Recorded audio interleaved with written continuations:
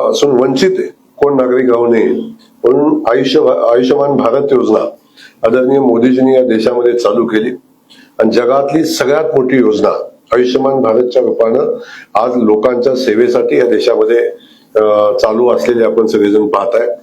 त्या माध्यमातून कोट्यावधी रुग्णांना या योजनेची मदत झाली आणि असंख्य रुग्णांचे जीव वाचले, असंख्य रुग्णांना स्वतःचं जीवन सुसह्य करता आलं। अशा पद्धतीचं काम या माध्यमातून झालेलं आपण पाहतोय। खास करून सार्वजनिक क्षेत्रामध्ये मोदीजींच्या सरकारवर आज विश्वास असलेला आपण सगळेजण पाहतोय आणि प्रशासनामध्ये आलेली शिस्त मोदीजींच्या कालखंडामध्ये ही एक प्रचंड मोठी शिस्त आज प्रशासनामध्ये आलेली आपण सगळेजण पाहत आहे आणि त्या माध्यमातून प्रशासकीय व्यवस्थेला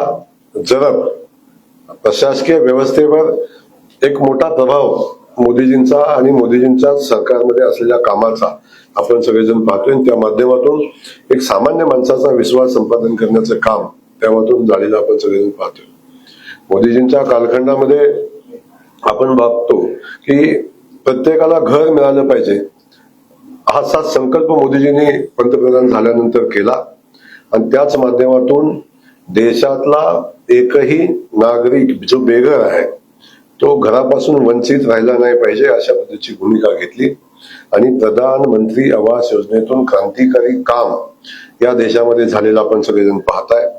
खास करून मोदीजींना महाराष्ट्राच्या वतीने आपण धन्यवाद देऊया की देशाच्या इतिहासामध्ये सगळ्यात जास्ती प्रधानमंत्री आवास योजनेची घरं मंजूर कुठे झाले असतील तर ते महाराष्ट्रामध्ये झाली।